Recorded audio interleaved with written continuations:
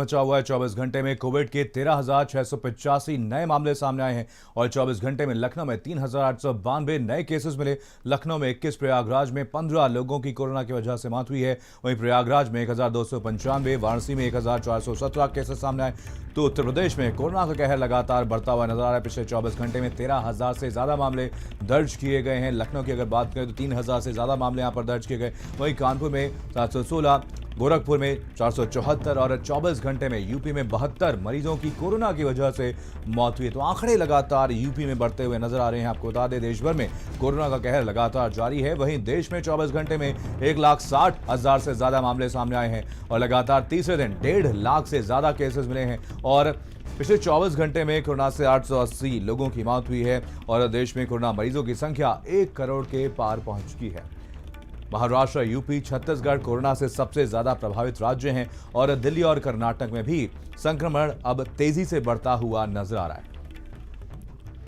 तो आपको बता दें, कोरोना का कहर देश भर में लगातार जारी है। पिछले 24 घंटे में 1,60,000 से ज्यादा मामले सामने आए। लगातार तीसरा दिन है जब 1.5 लाख से ज्यादा केसेस सामने आए। कोरोना को लेकर के दिल्ली सरकार ने एक बड़ा फैसला किया। आपको बता दें, यहाँ पर 14 निजी अस्पताल पूरी तरीके से कोविड अस्पताल बनाए गए हैं। एक बड़ा फैसला दिल्ली सरकार की तरफ से लिया गया है और 14 निजी अस्पताल पूरी तरह से कोविड अस्पताल बनाए गए। गैर कोरोना मरीजों को यहां पर भर्ती नहीं कराया जाएगा। Apollo, sir Ganga Ram, Holi family Covid अस्पताल और महाराजा अग्रसेन, मैक्स शालीमार बाग भी इसमें शामिल हैं और फोर्टिस शालीमार बाग, मैक साकेत कोविड अस्पताल, 19 निजी अस्पतालों के 80% आईसीयू बेड आरक्षित कर दिए गए और कोरोना मरीजों के लिए आरक्षित कराने के आदेश दिए गए हैं। 82 निजी अस्पतालों के 60% आईसीयू बेड आरक्षित किए गए हैं। 101 अस्पतालों को 60% बेड आरक्षित किए गए हैं। तो आपको बता दें, लगातार कोरोना का कहर बढ़ता हुआ नजर आ रहा है और दिल्ली में भी कोरोना के मामले लगातार बढ़ रहे हैं और इसी के चलते एक बड़ा फैसला यहां पर लिया गया है। 14 निजी अस्पतालों को पूरी तरह से कोविड अस्पताल में तब्दील कर दिया गया है।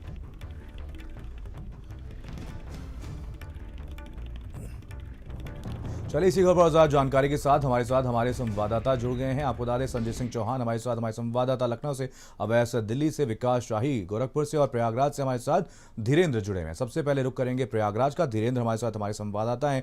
धीरेन्द्र, देश भर में लगातार कोरोना के मामले बढ़ते हुए नजर आ रहे हैं। वहीं उत्तर प्रदेश की बात करें तो यहाँ पर भी कोरोना के मामले लगातार सारे रिकॉर्ड तोड़ते हुए नजर आ रहे हैं। पिछले 24 घंटे में 13,000 से ज्यादा मामले सामने आए। प्रयागराज की अगर बात की जाए तो यहाँ पर कैसे हालात बने हुए हैं?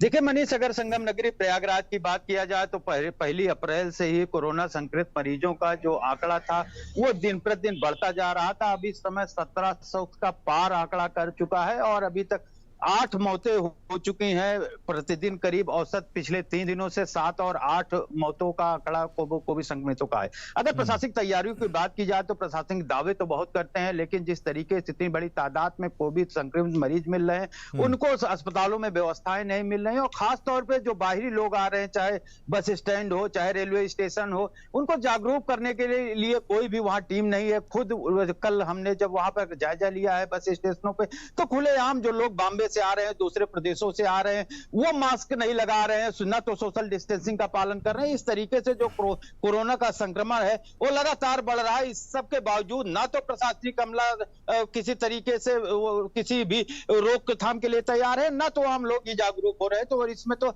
जहां तक एक तरफ प्रशासन को थोड़ी कड़ाई करने की जरूरत है, वहीं पे दूसरी तरफ जो आम लोग हैं जो सड़कों पर निकल रहे हैं, मास्क का प्रयोग करें, सोशल डिस्टेंसिंग का पालन करें, सैनिटाइज का उपयोग करें, लेकिन ये सब होता हुआ प्रयागराज में नहीं दिखाई दे रहा है। जी बिल्कुल। विकास, गोरखपुर की अगर बात की जाए तो यहाँ पर भी लगातार कोरोना के मामले बढ़ते हुए नजर आ रहे हैं, जिसके बाद एक बड़ा फैसला भी लिया गया, नाइट कर्फ्यू लगाया गया। लेकिन लोगों में कितनी जागरूकता देखने को मिल रही है और क्या यहाँ पर लोगों की तरफ से लापरवाही की जा रही है, जैसा कि धीरेन्द्र ने बताया?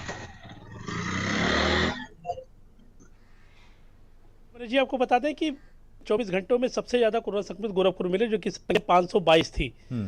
अब संक्रमितों की संख्या लगातार बढ़ती जा रही है।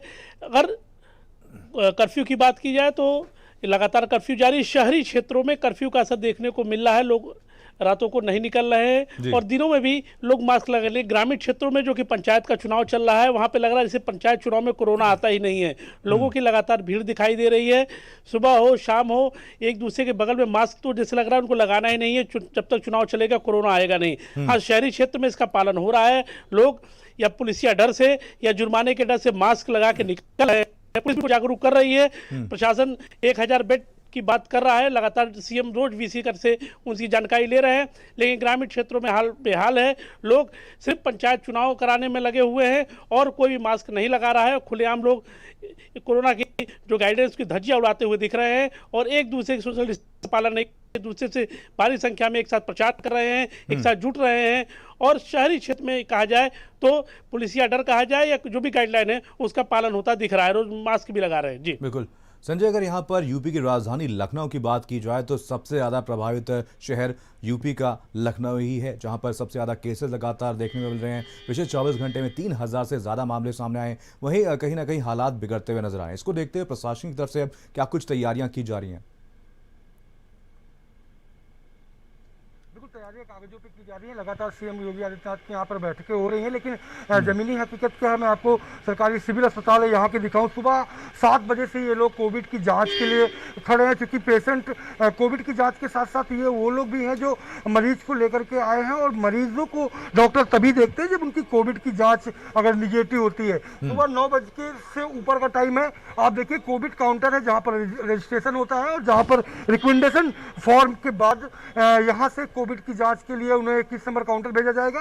वो भी सेकंड हाफ में, मतलब 2 बजे के बाद। अगर आपको जांच कराना है तो सुबह आप युद्ध लड़िए, जंग करिए आकर के यहाँ पर लाइन पे लग करके, और उसके बाद सेकंड हाफ में आप जंग लड़िए अपनी कोविड की जांच के लिए। तो पूरा दिन आप जांच के लिए लाइन पर खड़े रहिए। अगर आपको कोविड नहीं है तो सिविल अस्पताल आपको फ्री में गिफ्ट कोविड देगा, क्योंकि प्रोटोकॉल कोविड का वहां पर पालन नहीं किया जाता। तो ये हालात सवेरे से यहाँ पर बने हुए हैं। ये लोग सुबह से यहाँ पर जंग लड़ रहे हैं आकर के। इसके बाद ये सरकारी अस्पताल के हालात है, प्राइवेट के नहीं।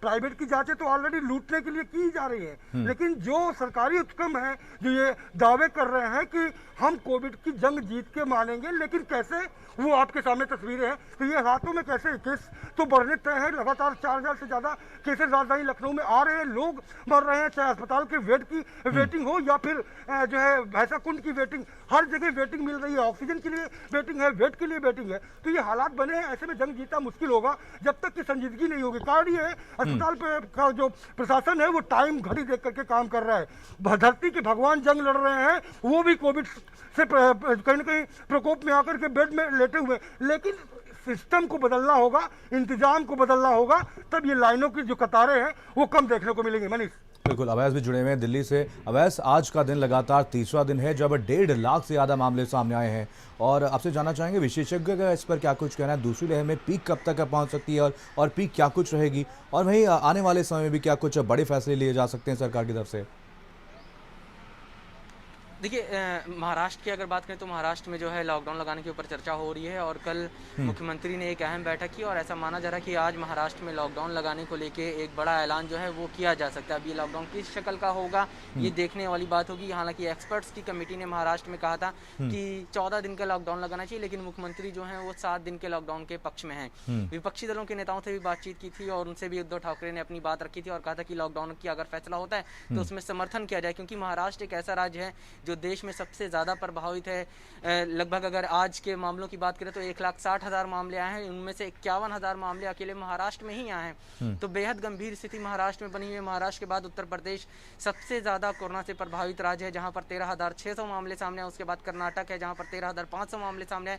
उसके बाद दिल्ली का नंबर आता है जहां 11,000 मामले सामने आए, और फिर केरल का नाम आता है जहां पर 9,000 मामले जो हैं वो सामने। साफ तौर पर ये 5 राज्य ऐसे हैं जो देश में कोरोना से सबसे ज़्यादा प्रभावित हैं। अगर दिल्ली की बात करें तो दिल्ली सरकार स्वास्थ्य सेवाओं को लेकर काफ़ी ज़्यादा अलर्ट पे है, और यही वजह है कि दिल्ली सरकार ने कल एक आदेश जारी किया जिसमें कहा गया है कि दिल्ली के 14 प्राइवेट अस्पताल पूरी तरह से कोविड अस्पताल घोषित किए जा रहे हैं, जिसमें दिल्ली के कई बड़े अस्पताल, चाहे वो मैक्स हो, शालीमार वाला, चाहे साकेत का मैक्स हो, चाहे फोर्टिक्स अस्पताल हो, चाहे हॉली फैमिली अस्पताल, इसके तमाम 14 अस्पताल ऐसे हैं जिनको पूर्ण रूप से कोविड अस्पताल जो है वो घोषित कर दिया गया है। 101 अस्पतालों से कहा गया है कि वो 60% तक अपने यहाँ बेड जो हैं वो रिजर्व कर लें।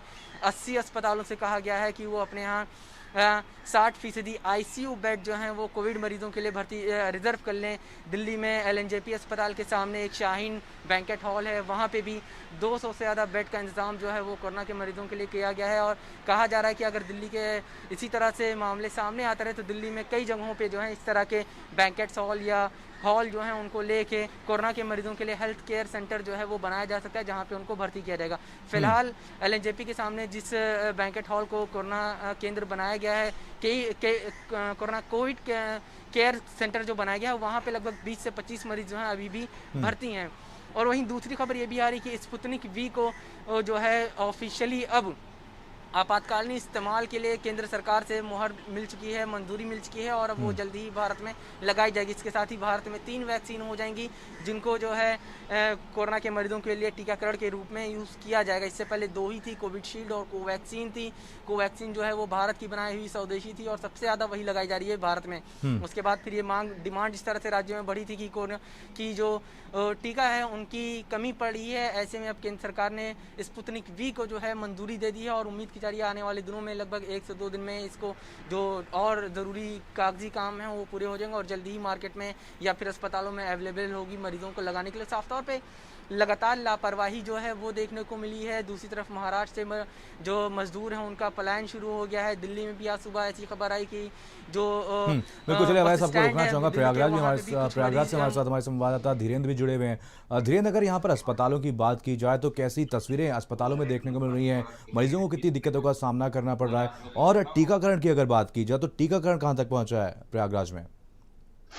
देखिए, संगम नगरी प्रयागराज की अगर बात किया जाए तो जिस तरीके से यहाँ कोविड संक्रमित मरीजों की जो संख्या है वो लगातार बढ़ती जा रही है, इसकी कमान खुद सीएम योगी आदित्यनाथ ने संभाल रखी थी। 2 दिनों पहले सीएम योगी आदित्यनाथ प्रयागराज आए थे। उन्होंने यहाँ के अधिकारियों के साथ समीक्षा बैठक किया था, जो कोविड के हॉस्पिटल है वहां का निरीक्षण किया था। साथ ही दिशा निर्देश दिए थे कि जिस तरीके से कोविड पेशेंटों की लगातार तादाद बढ़ रही है और बेड बढ़ाए जाए, चाहे L1 हॉस्पिटल हो, L2 और L3, तीनों हॉस्पिटलों को बाकायदे किसी भी तरीके की कोई दिक्कत नहीं हो। लेकिन इससे इतर जमीनी हकीकत कुछ और, जिसको सबसे पहले तो जांच के लिए अब चक्कर काटना पड़ रहा है कि अगर कोई भी पेशेंट अगर बीमार होता है तो सबसे पहले उसको डॉक्टर देखने के लिए कोविड की जांच होती है, लेकिन कोविड की जांच के लिए अब उसको काफी मशक्कतों का सामना करना पड़ रहा है। और दूसरी तरफ अगर कोविड हो भी जाता है तो जो कोविड पेशेंट, जो कोविड हॉस्पिटल बनाए गए हैं वहां पिछले साल जो भी यहाँ की अव्यवस्थाओं को लेकर हाईकोर्ट भी सख्त हुआ था, लेकिन जो अभी तक व्यवस्थाएं हैं वो पूरी तरीके से ध्वस्त नजर आ रही हैं।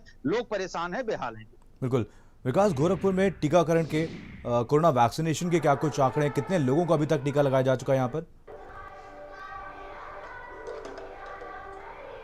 जब आपको बता दें कि हजारों लोगों को वैक्सीनेशन लगे, जो टीकाकरण अभियान चल रहा है इसमें लोग बढ़ चढ़ के हिस्सा भी ले रहे हैं लगातार, चाहे वो आम आदमी हो चाहे जेल में बंद कैदी हो, सबको टीकाकरण किया जा रहा है। और अस्पतालों की बात की जाए, जो टीबी अस्पताल, अन्य अस्पताल, परसों रात को ही सीएम ने वीसी करके जानी थी तो अधिकारियों ने 1000 बेड होने की बात कही है। अभी इतनी भयावह स्थिति नहीं हुई है, अभी भी लोगों की जाँच हो रही है और उनको मूलभूत सुविधाएं अभी तक तो मिल रही हैं, लेकिन जैसे जैसे बढ़ेगी और स्थिति क्या होगी ये देखने वाली बात होगी, क्योंकि संख्या भी थोड़ी सी कम है और अस्पताल में उसकी संख्या ठीक है। लेकिन जिस तरह से ग्रामीण क्षेत्रों में लापरवाही बरती जा रही है, अगर प्रशासन संजीदा नहीं हुआ तो शर्तिया मरीजों की संख्या बढ़ेगी और प्रशासन के साथ साथ आम लोगों को भी मुश्किलों का सामना करना पड़ सकता है। बिल्कुल, चलिए आप सभी लोग नजर बनाए रखिए, आप सभी से अपडेट लेते रहेंगे। यहाँ पर वक्त हो चला एक छोटे ब्रेक का, जल्द हाजिर होंगे।